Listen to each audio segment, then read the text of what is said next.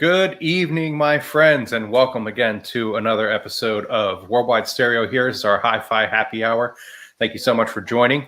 I can't wait to get started here. We're going to wait a little bit, wait for some people to kind of funnel in here, get people get logged in.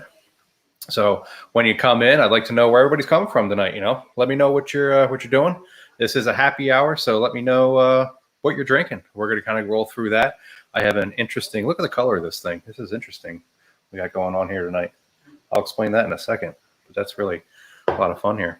So as people are coming in, this is a night here. We're kind of a follow-up from yesterday a little bit. We're going to be talking a lot about the speaker solutions and get the opinions of my friends from that I have here from Worldwide Stereo. Yesterday's show was I had a guest from Bowers & Wilkins. His name was Seth Snyder. It was awesome having him on. He's a great dude. So be sure to go check that back out on YouTube and on Facebook. And remember, this is an interactive show, guys. So if you got questions and comments, or put them in those comments and let us know what questions you do have, and we're going to get to them. And all right, we're getting some people coming in. So again, welcome everybody. Good evening. Your man Adam with Worldwide Stereo here. This is our Hi-Fi Happy Hour, and I'm going to bring in my friends to meet you. So hang on one second. Let me get them here. I got to call them and dial them in here. Here we go.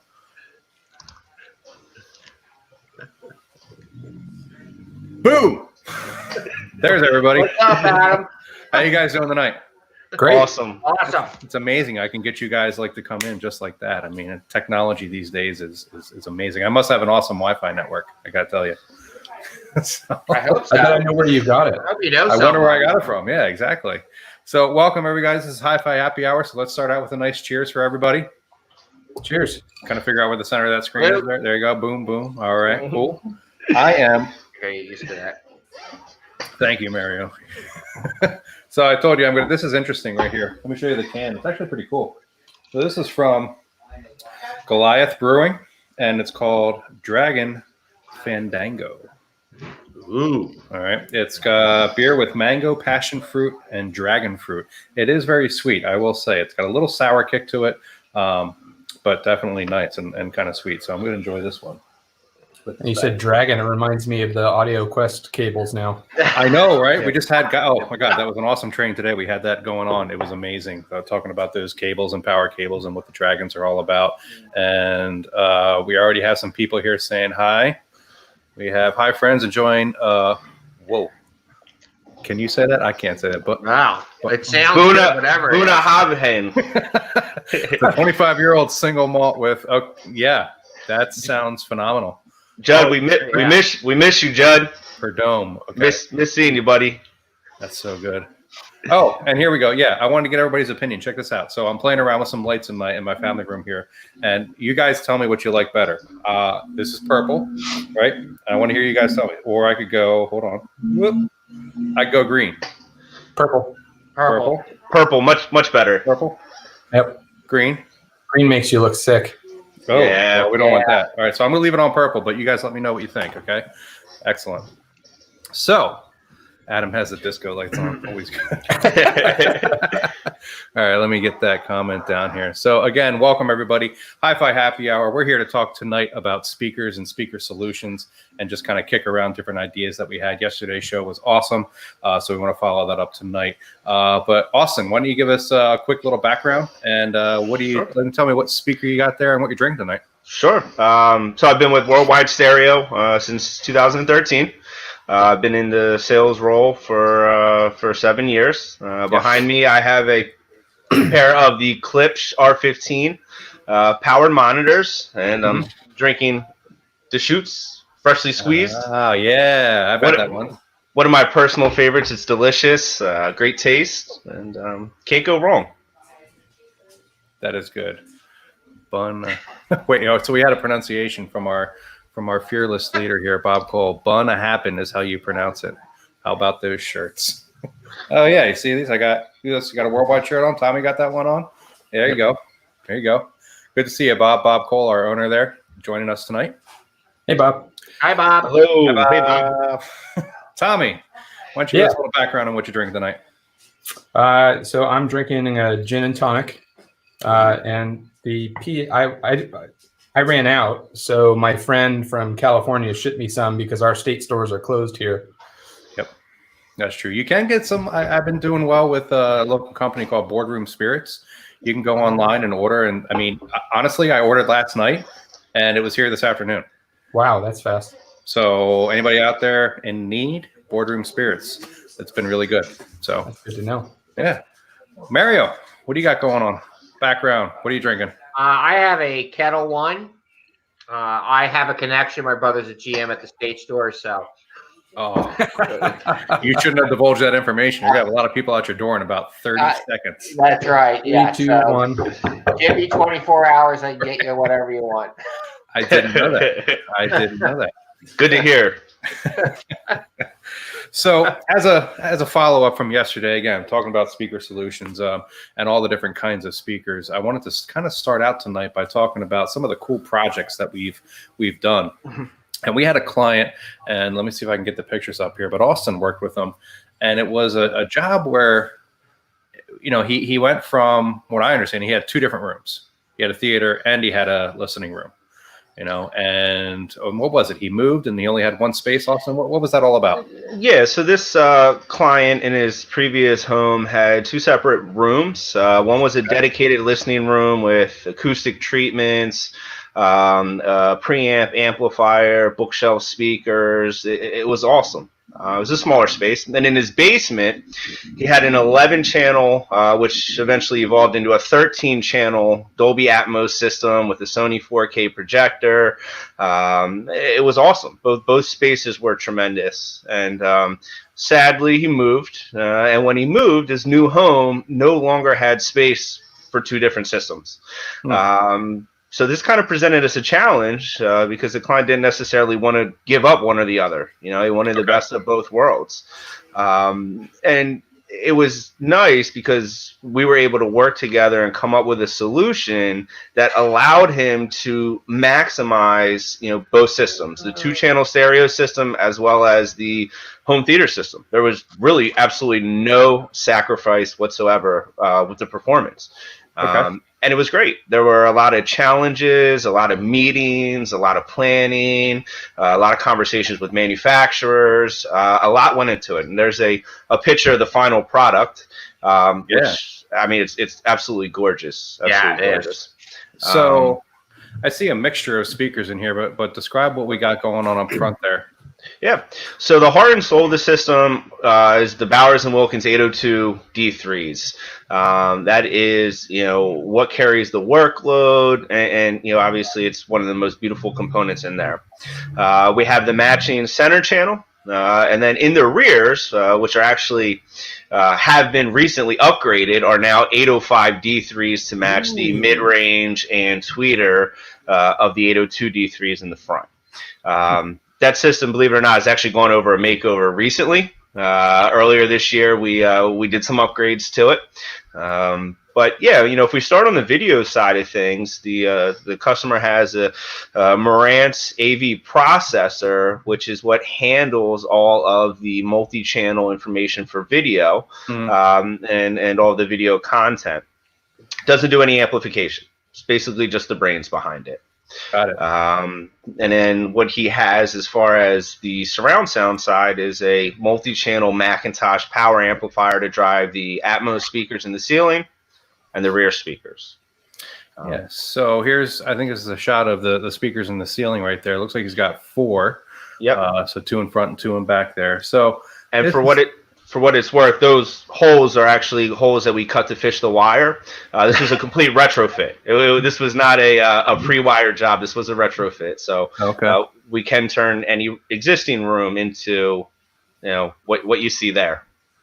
And Austin, wasn't this project far away too, right? You had to handle the whole thing remotely? Yeah, so that was actually another challenge. Not only did we have to juggle 2-channel stereo without any loss of performance, and likewise with surround sound, but we also had to remotely plan. This client lives a few states south of us, so we weren't able to actually get in there ahead of time and scout out the project and go through our standard procedure. We had to, fortunately the customer's very hands-on. He's very knowledgeable. He gets it. So he was kind of able to be our eyes and hands on site. but there were constant conference calls, text messages, emails, and all said and done, it went really smoothly. I was happy, and I hope he is as well. That's good training for what we're doing right now, that we're all remotely working. Yeah. The fact that, like today I did a site survey in New Jersey, but I was here in my dining room in Philadelphia. So. Yeah. We're certainly doing a lot of that these days. So don't hesitate to reach out to us for any projects that you want help with. We're all here to help you remotely and get through that. I mean, that system, though it was far away, I mean, we installed it. We were able to get some of our guys down there and we did it. And there's things that we can do to help remotely manage that system as well, which is really important. Wow, I got to tell you, the fan base for Dave is just amazing. Where's Dave? But I'm not going to shortchange you, Mario. We got you guys are the best. Here it is. Yeah, hi, Randy. Hi, Lou. There you go. You got another one too. Actually, I'm going to change my mood. Hi, Steve. Hi, Vicky. Hi, Chad. Hi, Chad. Yeah, Chad, Vicky. How many accounts does Dave Mark Bruin. I have? can't forget Mark Bruin. Hi, Mark. Yeah, Dave must have multiple accounts. He's just logging in on different platforms. Right. So those speakers up front, those were the Bowers and Wilkins, the 802s, Austin, you said? Yep, the D3. The D3. Latest. Yep. Now, I believe Mario, our buddy Mario, Stereo Mario, was actually able to, did you help build a pair of those? Yes, I did. It was pretty amazing. I was at the factory Okay. 2 years ago. And they're actually like the whole body and even that round top part there. It's, you won't believe it, but it's actually made out of 20 pieces of wood. It's called Baltic birch wood. And if you take one, you can bend it. If you take two, you can almost bend it. But once you get to three, it's like a telephone book. So I'd say like trying to rip a phone book. Oh my God, it's unbelievable. And you would never think by holding one piece that three would be that much tension. So me and this other guy from, I think he was from Listen Up, we actually glued 20 of them together and they put it in this press. And they actually formed the body of where the woofers are and also the mid-range. It was pretty amazing. And just to let you know, because I'm sure it never came up before with your clients, but to make those speakers typically takes about 2 months because they do they paint it 4 times and then they let it cure for a week and then they sand it and they start all over again. Oh goodness. So it's basically at least it's about 3 weeks of painting. Just for one pair. Just for one pair. It's really amazing what they do with the 800 series. The other cool thing is, they have a diamond tweeter. It really is a diamond tweeter. It's actually made by De Beers. Okay. The people that control the diamonds. That's their commercial. Render her speechless. Yes, exactly. They actually make that. It's a commercial diamond that they use. That's insane. It really is. And, I was nervous because they actually allowed me to put the tweeter in the bayonet holder. Oh, God. And they're like, you were using tools? Yeah, they're like, this is $3,000 if you break this little tweeter. Like, oh, man. Yeah, it was nerve-wracking, but I got my one in and I was able to go. But I just wanted to say how much engineering and time takes to build those speakers. So if you all can see my cursor on the screen here, I'm trying to highlight. This is what Mario is talking about. This portion right here down below is where they put that wood together and they bend it to make this actually the mid-range part too, Adam. Oh, up here as well? Yeah, it's pretty amazing. So that's all the same kind of wood they put in a press and they form this as well. That's it. That's pretty wild. And the diamond tweeter goes right there. It's not a microphone, it's a tweeter. Yeah. So that's awesome. Thank you, Mario, for the insight on that speaker. I wish I can get out to B&W someday. I've been some other places, but that's one on my list that I got to get to. So should be a fun time. All right. So in that example there, guys, you saw a couple different styles of speakers. You saw your floor standing speakers with the center channel, but then also those architectural and in-ceiling speakers, which kind of leads me to our next project that I want to bring up here. And if I can get the picture up here for you, bear with me 1 second. It's on a separate screen here. But I'm gonna showcase actually our Ardmore Showrooms Theater, and I want to get to the right picture here. Here we go. Oh, here it is. Got it. Okay, cool. Here, check this out.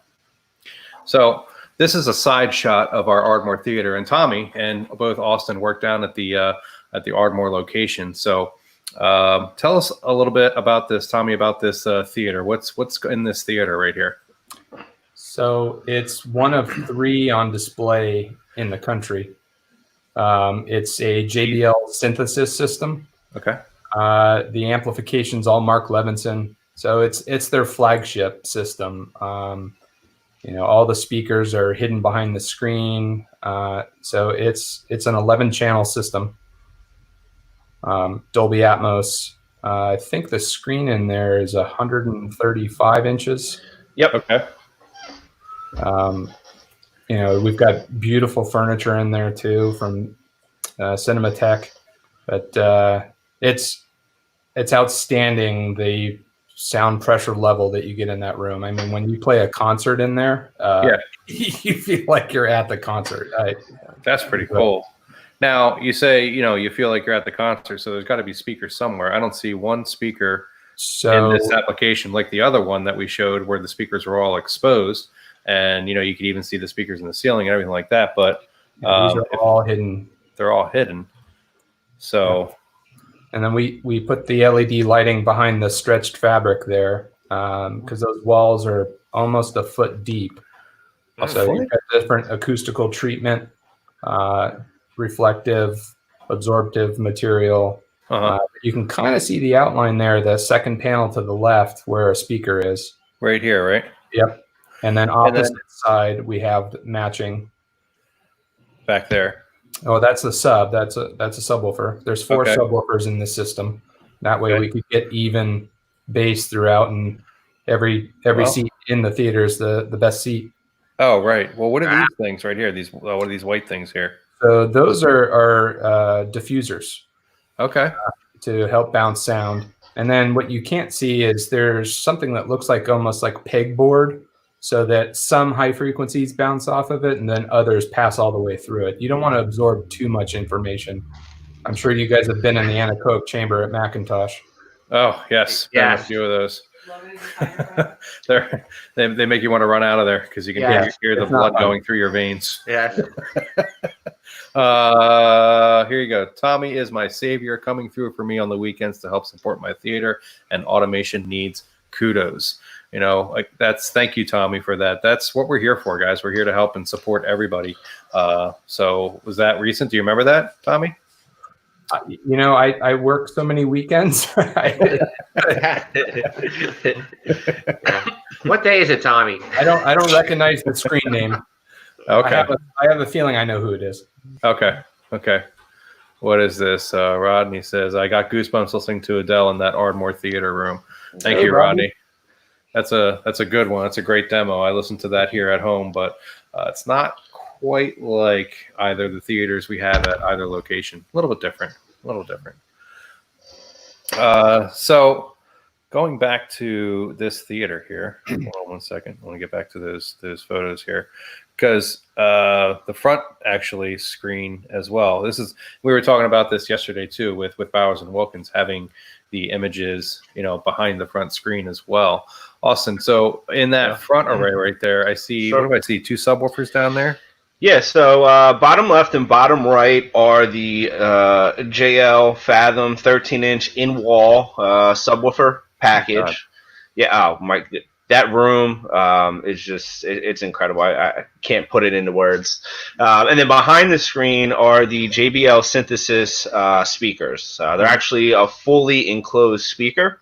It's not like a traditional in-wall speaker that has an open baffle in the back and utilizes your stud bay as kind of its cabinet. these speakers are tuned specifically with the cabinet in mind to make sure that they deliver the correct amount of air pressure, throughout the room. They do use compression drivers. So from a dynamic range standpoint, it can potentially outperform a traditional soft dome tweeter. So, if you're watching, action movies, concerts, things like that, concerts specifically, if you got a drummer drumming away on a snare drum, right, that quick instance where the mallet hits that snare, you want the system to be able to reproduce that extremely accurately. And, like Tommy mentioned, with concerts, I think sometimes a concert's more difficult to reproduce than a surround sound, a movie, just like a blockbuster film. Well, yeah, it's a film for all intents and purposes is a controlled environment. You had somebody that mixed all the sound and everything like that to make it perfect. But when you're dealing with a concert, it can be it's unpredictable in a way. So I agree with that. That sometimes can be harder than a show. That's a good point. So now we've seen, I guess, two different rooms with two different kinds of solutions. And please, anybody out there that has a question about a room they're building or they need help or they have a question of what speakers they should use, I'll go back to some of the things that we were talking about yesterday. Mario, when is do you think, so there's standalone speakers that people will buy, like what we saw in that first theater, those 802 D3s were standalone speakers and they can do multiple things. But when's the best application for standalone speakers like that? Personally, in my opinion, is if music is your love, if that's what you're going for, I would always get a speaker in a box. It just, to me, it just sounds the best. If you're looking for theater, you can go either way. But if I was just straight music, those 802s, you just can't get much better than those. We at the 309 Montgomeryville showroom, we also have Maestros. Would I use them in a theater? Sure, but I would certainly use them mostly for music. Myself, they're just mind blowing. So even you're saying for you, as what I'm saying, even for a theater, you would prefer you said you can go either way. I guess I'm trying to understand. So you're saying you can go either way with that versus having a box speaker or an in-wall speaker, like you don't push that as much, or does it really depend? If the person's a music enthusiast, I would certainly go with the box speaker route. They do make 800 series in walls, and our theater, in Ardmore's theater, our theater sounds great with them. But again, if I had a pair of 802s in there, they would certainly sound better than the in walls do.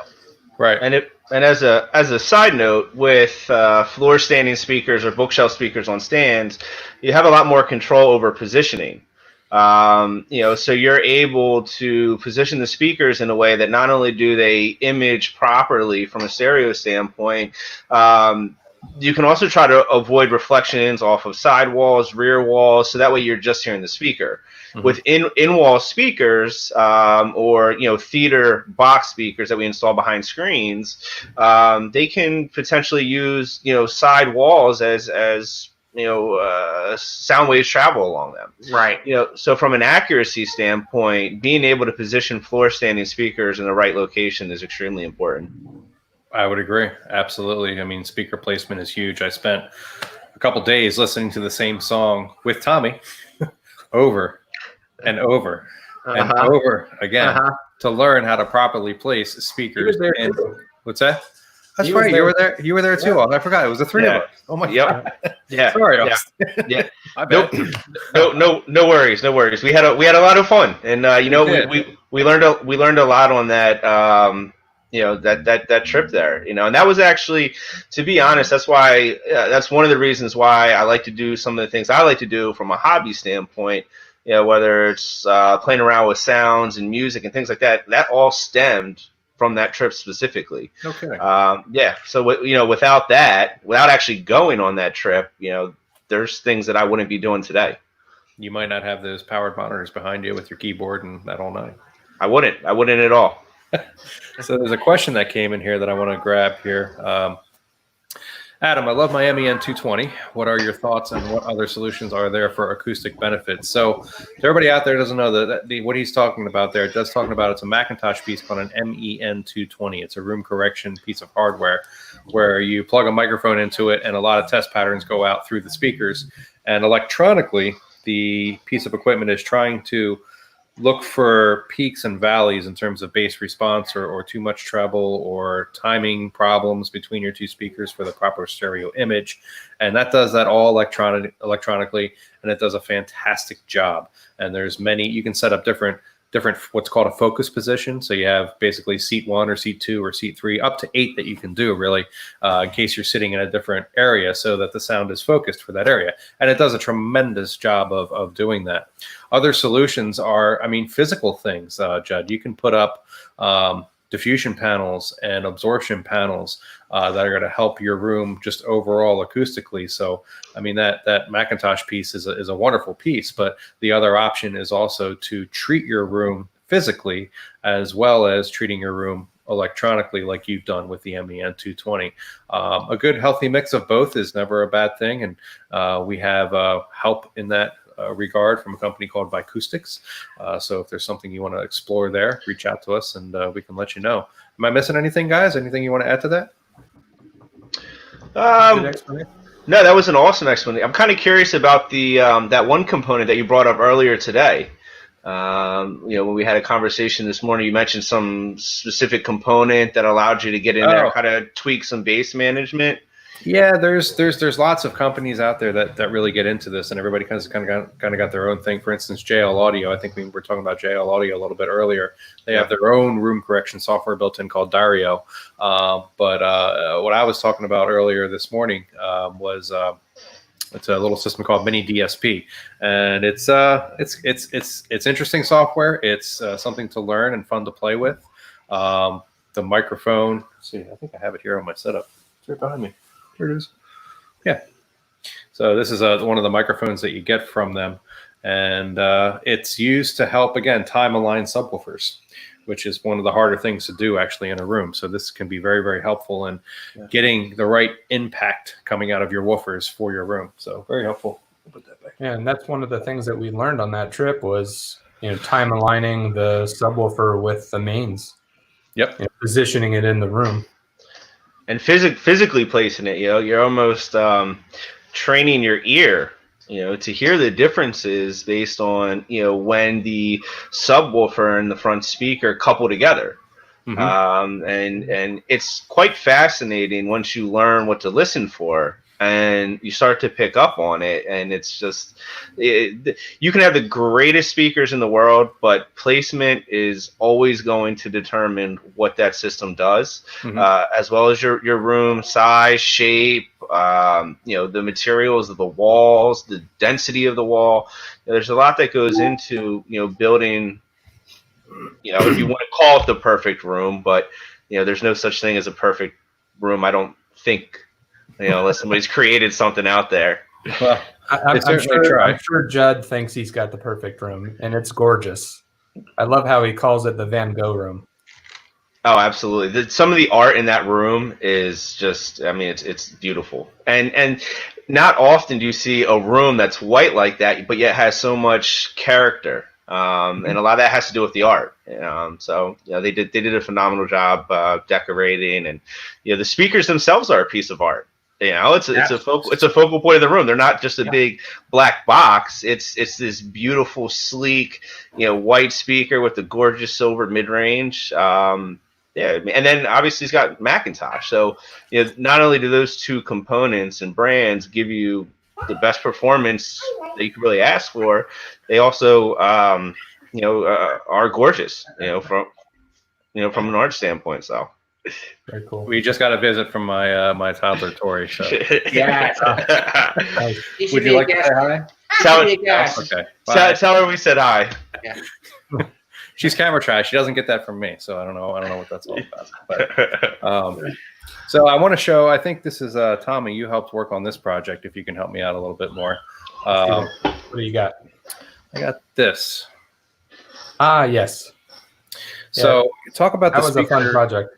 Okay, go for it. What were the speaker solutions that you had to, or the challenges you had to So, deal with in this one? do you have the shot from the where it shows the front of the screen? I believe so. 1 second. Oops. Let me Lower take it right down corner. there. Lower right corner, I think. Okay, from the front of the screen. Got it. So, yeah, this client I met in the showroom in Ardmore, and you saw our theater earlier today. Yes. And we wanted to use, stealth was kind of key. We didn't want the quote unquote man cave, even though he calls it the man cave now. But we wanted a really clean look. When you're down there, even though you're in a basement, it really doesn't feel like you're in one. And that was the goal here. We used lighter colors, but colors that didn't shift, the image, stayed away from primary colors. But there's Focal in-wall speakers behind the screen. It's 133-inch anamorphic widescreen, and then dual in-walls. In the ceiling, we've got Focal Dolby Atmos speakers, and in the rear wall as well. There's subs that are the in-wall subs too. Yep. And what are those, JLs or? Those are actually Klipsch. Oh, the Klipsch in-wall. Okay. Very cool. Very cool. Yeah. So we always get this question a lot, but looking at so you said it's about 133 inches, and was that a 235 screen or? Correct. Yeah. So 235, right? after lots of back and forth and collaboration with the client, we said, let's build it for the best movie experience and then sacrifice when watching sports. Okay. That's something you can do. And there's, a little off topic of tonight, but there's a 235-to-1 screen, folks. Let me bring this down here. Think of, this TV behind me. Okay. This is a 75-inch Samsung QLED Q90. And when you're watching regular TV on it, it's in what's called 16:9, and that fills the entire screen. But sometimes you watch a movie and you get the bars on top and bottom. That's because the movie is in 235-to-1. So for a movie, and most movies are in that aspect ratio. So they make screens to accommodate that, and projectors that can actually project that image out properly onto the screen without losing any detail. So what Tommy's talking about there is that essentially the customer knew that they were going to, or the client, knew that they wanted to watch movies most of the time. So having a screen like that is more beneficial than maybe and sacrificing when you're watching TV, because now when you watch TV on that screen, you're going to have an empty space on the left and right of the screen as opposed to top and bottom. But if you watch a lot of movies, that's what you can do. But they do make screens, although it'd be more expensive, that mask on the sides too, so you get the best of both worlds. Just wasn't in this particular budget. Yeah, sports? What sports? Hopefully soon. Yes. Right, Steve. Please. Please, football season. Don't screw up football season, please. Oh man, so right, Steve. You're so right. And do you remember and this is another question that we get. You said 133 or whatever on the screen size.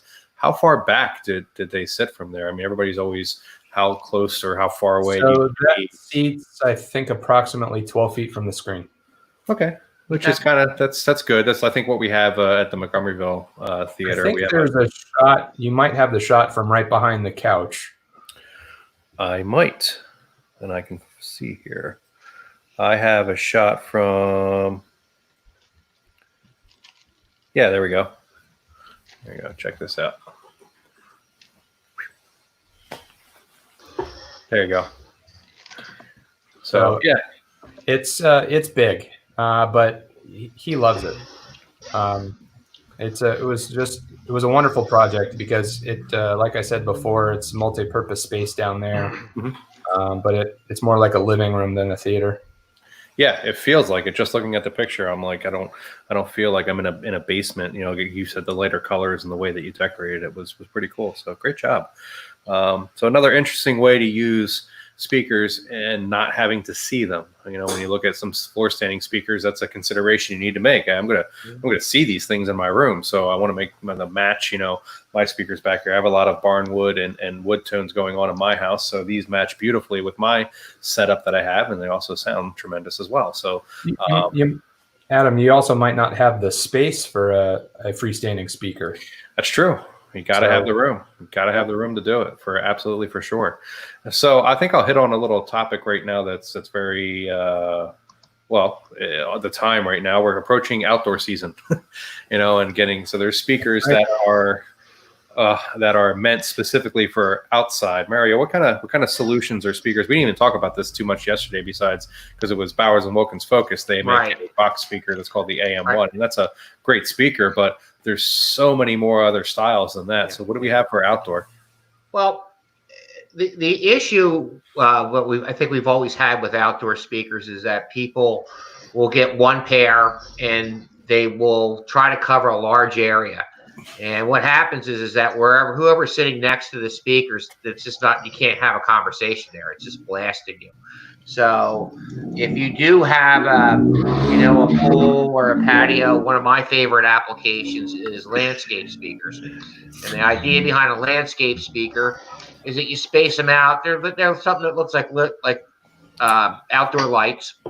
Yeah. And you typically, depending upon the square footage you're covering, you could have anywhere from 4 to 8 satellites or even more.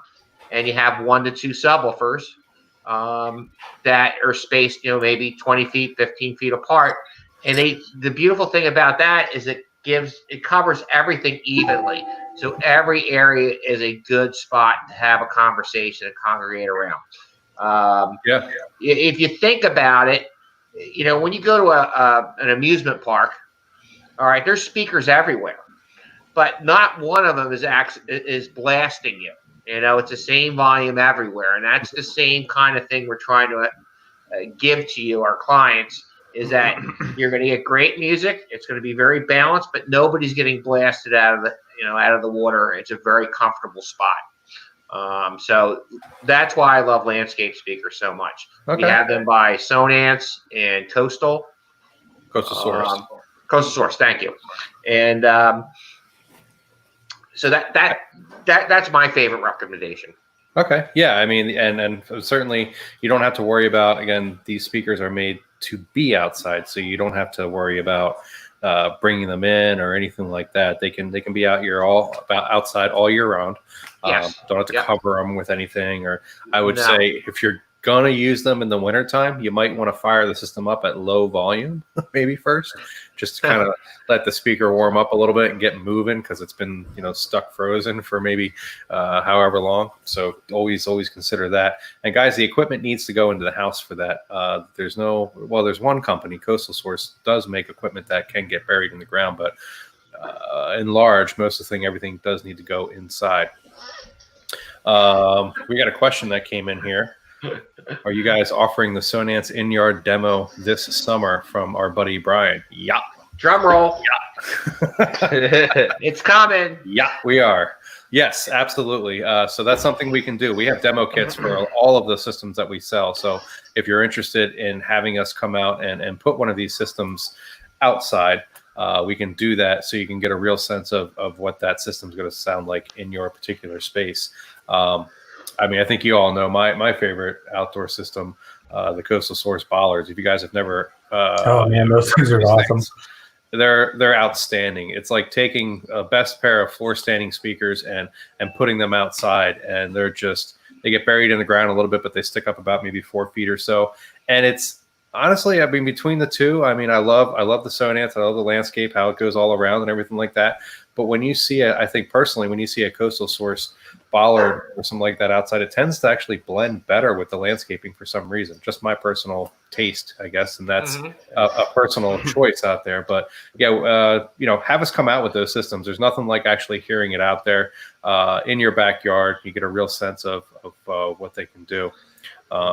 But we carry the rocks as well. There's speakers out there that look like rocks to hide amongst your boulders. And don't forget about the planters. We've got planters that you actually can put your flowers in. and those live out year round as well. Yeah. Yep. You just water them like anything else. We got a dog climbing in there. It's not. It was Mario. My dog has a high pitched bark, so that wasn't mine. All good. Mario muted himself. It's all good. My cats don't bark. All right, Austin. Here's a question that just came in. I want you to take this one. Sure. What do you prefer for home theater, an AVR or a processor? That's an awesome question. At the end of the day, if you're going for performance, a preamp processor combined with a separate power amp will always give you superior performance. And reason being is, one, you can invest into a multi-channel power amplifier that's going to allow your speakers to perform at their peak performance, and that's an investment. That's a long-term investment. Mm-hmm. Your pre-pro, we always advise people to buy the best that you can afford to buy now. Don't think about what's coming out next year and the year after that. That's something that we're always going to be chasing. Buy the best processor that you can now. Has the latest DACs, the latest surround sound formats, the latest video formats, because that technology is going to change. And once you make that investment into your power amp, you have that. Now all you need to do is just upgrade your preamp processor in the future, right? So it's a better investment long term. Mm-hmm. If you buy a home theater receiver, without getting into the technical reasons why, you're sharing a power supply, you don't necessarily have discrete amplifiers. There's a lot that goes into it. Mm-hmm. When new technology comes out, you throw the whole thing away. When you have a preamp processor and amp combination, you keep the amp. So you may spend a little bit more up front, but in the long term, in the longevity of your system, you'll probably end up saving money. Yeah, you'll have a Macintosh amp forever. Yeah. Right. Yep. Cross it off the list, right? Yeah. Upgrade amplifier. You buy it once, I'm done. You're good for 40 years. Yeah, that's right. That's right. And it'll work with almost any speaker too. A lot of advice that we offer our customers when they're looking to build a system is you start with the speakers. Your speakers are the threshold of performance, right? Your system will never outperform your speakers. Mm-hmm. Once you select your speakers, now you need an amplifier that allows your speakers to, play at their potential, to achieve their potential, right? So once you have those two things, you're set. That investment's done. Macintosh, almost immediately, unless you have Maestros, then you got to get 601s. But if you buy Macintosh, almost any speaker you buy is as good as it's ever going to sound. Yeah, I certainly agree with that, guys. Anything you want to add to that? I think that's a great answer. But that was great. That's great. Another application you can do with a pre-pro is use active powered speakers and use the preamp. So I've done that before with Dyne Audio wireless speakers and a preamp. Mm-hmm. Yeah, actually, I have a client out there that has the same thing. He has a Mac preamp, but he's got all powered speakers. Yes, and that's quite the interesting setup. Excuse me. So it is more of an investment, though. You got to know that. So going forward, we got another question from Judd here. That's actually a really, really good question. Are there off-board DACs for home theater processors the way there are for stereo listening, so you can upgrade that part? Wow. Well, that's a pre-pro. Yeah. But there are certainly outboard DACs, but for home theater, they tend to be built into the pre-pros. I don't know of any. I'm trying to think. I don't know of anything residential. Maybe movie studios might have something like that, but there's multi-channel room correction software that you can get. Yeah. That's help, for multi-channel. I don't know of any multi-channel DACs for consumer level. Yeah, not that you're going to add to, get a new surround format or a better one. You just buy, that's why you buy a better pre-pro, or a better outboard processor to get, better sound or a better DAC built into it. So, Yeah. Is that funny, Mario? I'm looking at some of the comments. Austin, I might have gotten you in trouble with one of your customers. Uh-oh. Saying the amp will last for 40 years. Hello, Cheryl. I hope you and Dave are well. Certainly enjoying your system, and of course the Macintosh will live forever. So it's all good. It won't break. It's all good. That's funny. But if you do want to replace it, we've got some good options for you. Got it. We do trade in. We do have a trade-in program for sure. So I'm glad that we got a chance to talk about a little bit more about outdoor speakers because we really didn't get to hit on that tomorrow. Can I make one more comment about that, Adam, before my dog cut me off? Yeah. Was that we also can do at your house demos with all forms of planter speakers, they make some standard terracotta planters, or we could do something as elaborate as something that looks like it's just a gorgeous wooden planter that has, whether it has 2 speakers, 4 speakers, 6 speakers, 8 speakers in it. It's something we're willing to come to your house, set them up, and in this environment, we'll do it safely. So it's certainly something that we can offer, as well as the landscape demos as well. Got it. Question coming in here. Oh boy, this is an amplifier question. Class AB versus D in a budget power amp. I guess they're looking for our opinion. You want to start that, Austin? Well, I guess it's probably a twofold question. The first question is Class AB versus Class D. And then the second question, I guess his main question, Class AB versus D in a budget power amplifier. I'd have to say out of what you would consider to be a budget power amplifier, the Class D amplifier in most cases does extremely well and would probably be my personal choice, with the exception of a few Cambridge integrated amplifiers. Mm-hmm. If I had the choice outright, and it wasn't necessarily for a budget power amp, somebody asked, hey, do you like Class AB versus Class D? Mm-hmm. A Class AB amplifier would be my first choice. Okay. Yeah, I guess it depends on what is budget. What is that? What's your budget amplifier to you? Class AB, I think generally sounds better, but Class D has come a long way. There are amplifiers out there that perform and give you a ton of power without overheating. So I think there's other things to think about besides. There's also other hybrid amplifiers out there that take the best of both worlds, AB and D, and combine them. Cambridge does that. But like you said, it's going to boil down to what is the budget. So it looks like he commented back in, or Cruising RSX commented back about $1,500 or so. For 2-channel. Yeah, I'm wondering. I guess it's 2-channel or multi-channel. $1,500. That's a nice little budget there for a 2-channel amplifier. I'd say you're really, really, really close to one of my favorite amplifiers near that price point. It's just under $2,000 from Audio Control, called the Avalon G4. That is a hell of an amplifier. Talk about balls to the wall power.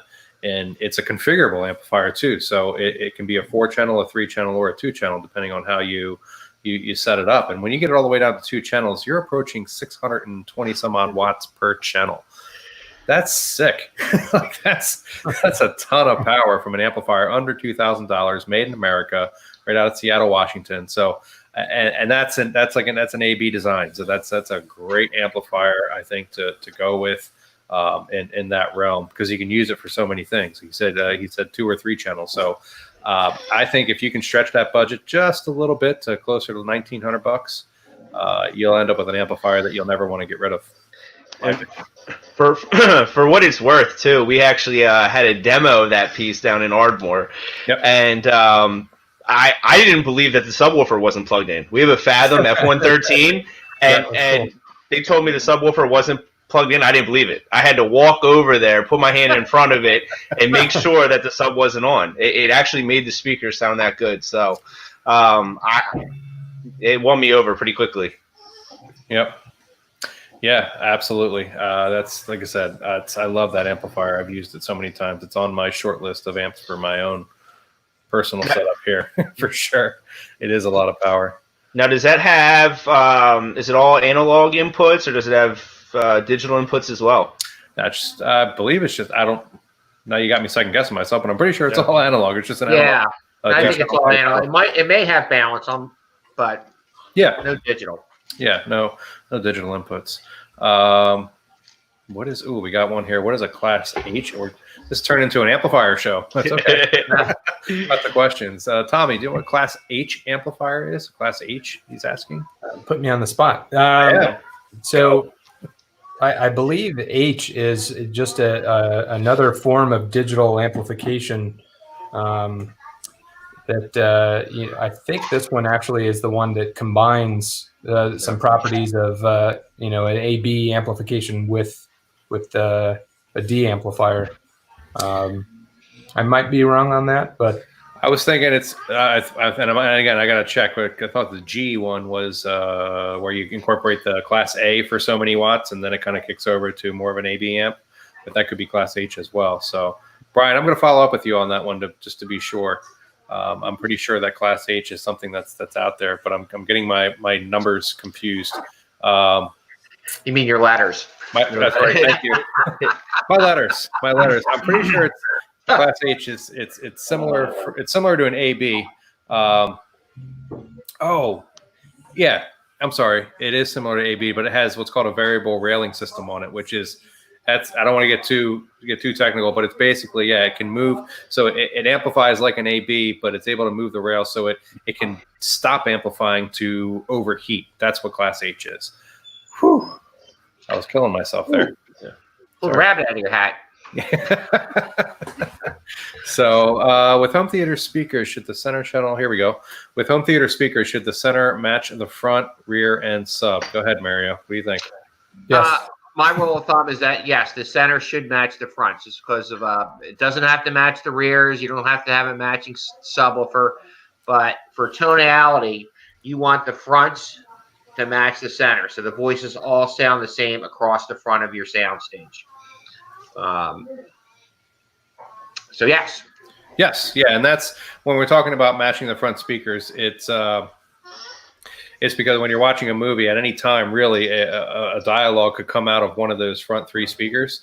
So if you have speakers that sound different, your mains versus your center, that same person talking is going to sound different coming from any one of those speakers. So you want to avoid that.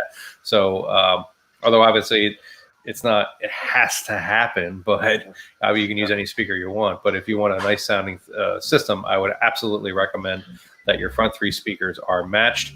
If it's at all feasible or possible, make them all match. That's always the best thing to do. But sometimes if you want, you're upgrading and things like that happen. But if you're starting from scratch and building a room, I would make them all match personally. Absolutely. Having them all match is better for the amplifier too. Yeah, for sure. Get the most out of your amplifier there. Absolutely. And if I could just piggyback on that, real quick, one thing that you have to consider when, it comes to home theater is what is the purpose of what you're doing? The intent of this is to create that suspended disbelief, that concept of being transported into the film, right? So, you start with a large, bright, vibrant, compelling picture. That's what grabs your attention, but it's the audio that transports you out of your theater, out of your media room, out of your family room, whatever it may be. That's what puts you into what you're watching. Mm-hmm. So how do you achieve that, right? And the way that you achieve that is with sound, right? So in a perfect world, as Adam mentioned, let's say you've got a pair of floor standing speakers, right? Well, if you've got 11 channels, why not make them all the exact same speaker, right? 11 floor standing speakers all the way around. they're exactly matched. Now, a lot of times it's not practical to get that perfect recreation of what was intended, but that's what we strive for in every single system. So, the more that you can get your speakers to match, whether it's brand, performance series, driver size, you name it, the closer you're going to get to achieving, that feeling of suspended disbelief. And really, that's what we do this for. That's what movies and music's all about. That's why we do this. And treating the room on top of that is also important too, as trying to suspend your disbelief, as you were talking about it, Austin. I think room treatment is very important to handle, to make that a possibility. Hey, Steve, I just wanted to let you know the matching center speaker for yours is the HTM6 from Bowers & Wilkins. There you go. You got that, Okay. Steve? HTM6. Yep. That's going to match it perfectly. There you go. Have any of you guys ever Adam, have you seen that thing going around social media where someone's saying something's happening and then all of a sudden they jump at the camera and scare you with a loud noise? Yep. No, are you about to scare me with a loud noise? No. But someone sent it to me and I had my phone muted, so it didn't scare me.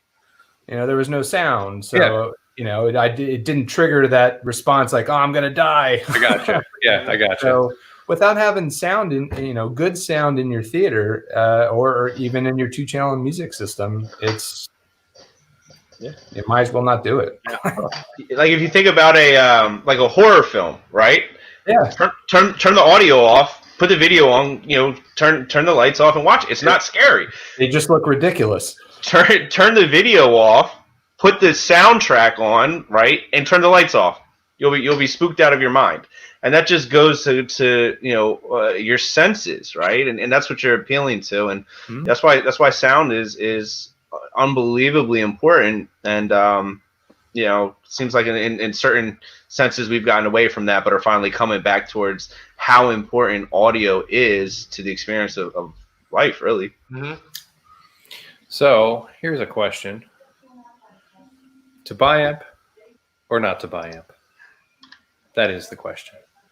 To buy amp or not to buy amp? I'd say if you can do it, it's a phenomenal way. But there's a lot of trick or things you need to consider when you're buy amping a speaker. So we hope to have a product review of it in the near future. But Macintosh makes an amplifier called the MC901, and this is really the best way to buy amp a speaker because it has 2 amplifiers on it. When you're buy amping a speaker, it's usually because you want to blend both like a tube amplifier with a solid state amplifier, where solid state amplifiers are great for powering the woofers and the bass drivers to give you that nice, awesome impact. But then the tubes are there for those luscious vocals, and the mid-range is all nice and silky and smooth and just awesome and mellow. So it's really the perfect combination. And that's when you really, if you can do it, to buy amp a speaker, I'd put a tube amp on the mids and the highs, and then the solid state on the lows. And when you look at the back of your speaker, you'll know if it's even possible is if you have 4 terminals. If you have 2 terminals, you can't do this. You need to have 4 to be able to do that. So if you can, yeah, absolutely do it. And I think the MC901 is the best way to do that. So I have an unboxing video of that on YouTube if you want to check it out. But and that might be the only do it. And that might be the only product out there that can do that. Well, by itself, yeah. I mean, you can certainly buy, and it's actually a deal when you consider the 2 amplifiers that are on there. You save about $5,000, I think it is, between the 2. So don't forget about home theater. So there are a lot of the receivers that we carry have bi-amping capabilities for your mains. Yep, that's true. Yeah, you can tailor the amplifiers that way to do that. And here's an interesting one. I've never thought about it this way because I usually do it the other way. But it says, shouldn't you base your front stage on how well the center speaker is, and then pick your left and right? I've usually picked my left and right first, and then gone with the matching center. That's usually how I go about it. What do you guys think? Yeah, your left and right speaker do carry the workload obviously when it comes to music. If you're listening in 2-channel stereo, your center's not even on.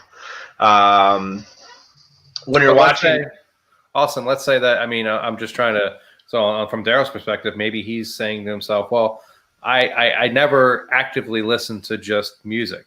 I'm home theater all the way, all the time. And in that scenario, when you think about the center channel speaker, it's doing a lot of the heavy lifting. I mean, there's always but if you go back to what info is really pushed through the center channel, it's dialogue and vocals. It really is your left and right speaker that set that entire front sound stage. And if you're watching a show where there's action, any sort of dynamic audio, it's a combination of all three. Your center channel, for most part, is dialogue. That's true. That's true. I mean, that's always the way that I've thought about it.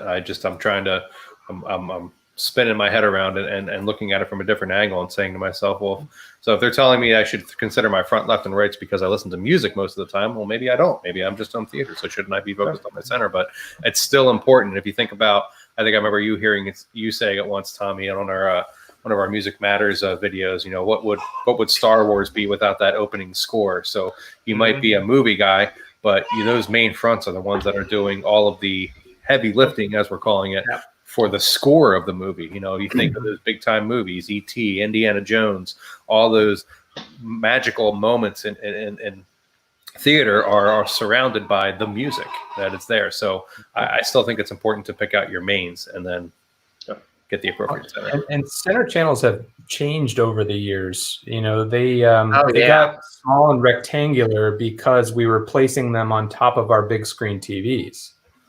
And then we replaced, you know what I mean? Like my old big screen TV, I had my receiver, VCR, all sitting across the top of it. If you go back to that project profile we looked at with everything's hidden behind the screen, all three are the same. So, for instance, if you didn't have the space, buy 3 of the same bookshelf speakers. Most of the speakers we sell come each, so you can buy 3 of the same, and then you've got the same dynamics coming from each speaker. Right. Good point, Tommy. Very good point. All right, let's see here. Any other final questions coming in here before we say goodbye for the night? Our channel does carry so much of that. Exactly. Okay. Well, folks, if there's a question that you had that we weren't able to, that we missed or something like that, I apologize, but you can always reach out to us. We'll go back through this and certainly get back to anybody that was in the comment section there. Anybody have any last things they want to say on this again before we go? An hour goes by really fast. Yeah. Yes, it does. Absolutely. So thank you, everybody, for joining us tonight. This was our Hi-Fi happy hour surrounded around just talking about speakers and speaker solutions. Please remember to go to our website, and we're here to help you virtually. So we can ship a lot of things to your house for you. We're here to help you remotely as far as maybe with questions on setup or troubles that you're having. All of our clients out there that have any issues, you can reach out to us, and we are starting to service doing service in the house and some installations and things like that. So we're here to help you. We're here to support you. You can email or call us at any time. I'm going to throw up our number here for our email right here. There's our 866 number, and also email us at hello@worldwidestereo.com. Don't forget virtual site surveys too. Absolutely. Reach out to us, and we can do that for you virtually. You name it, Skype, FaceTime, Zoom, Teams, whatever you got, we'll figure it out, and we can get out there for you. So, guys, again, thank you all for joining me tonight on the Hi-Fi Happy Hour. Austin, Mario, Tommy, it's been a pleasure. We'll do one more cheers before we go. Enjoy. Cheers. Everybody have a wonderful Friday or Thursday. I forgot what day it is. Who knows what day it is anymore? Yeah, you really don't. You really don't. So, all right, everybody. Thank you so much. This is Adam with Worldwide Stereo, reminding you all to listen to music every day. So long. Bye. Peace.